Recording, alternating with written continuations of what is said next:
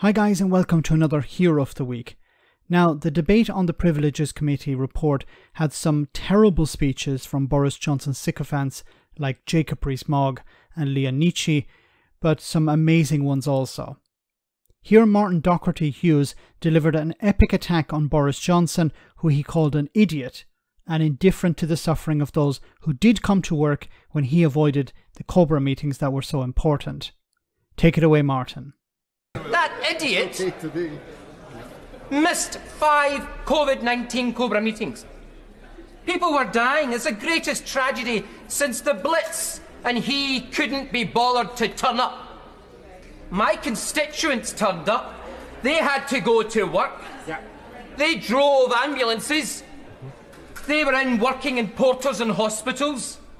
And what do they get told? And I'll quote it again, that he gets his pass taken off him.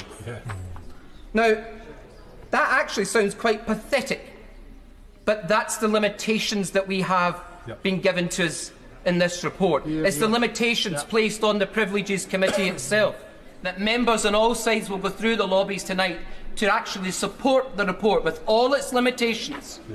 It doesn't answer the questions that my constituents want as to why Boris Johnson's not at that bar being held in contempt as a stranger.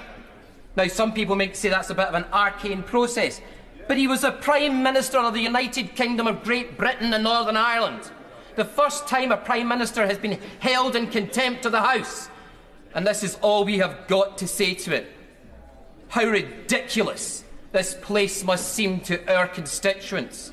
How ridiculous to the people of Clydebank, Dumbarton and the Vale that this ex-Prime Minister swans off and they are living in the traumas of the modern age. What an absolute parcel of rogues in a nation.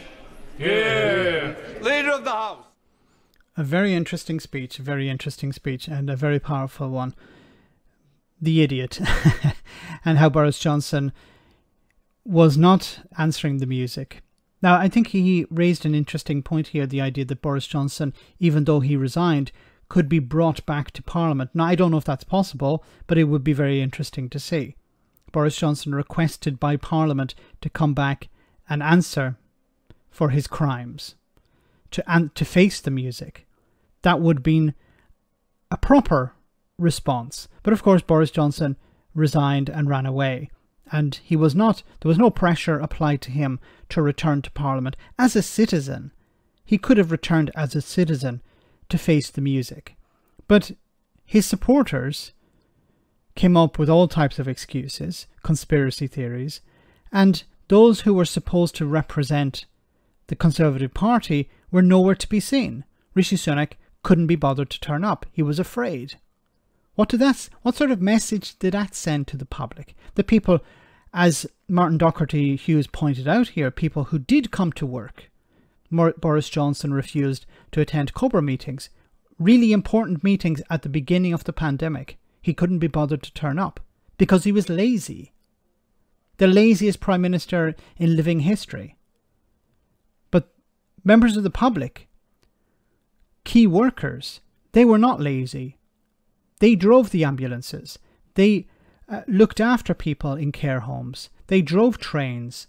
They made sure that the infrastructure of society was continuing to operate, while the politicians ignored the warnings.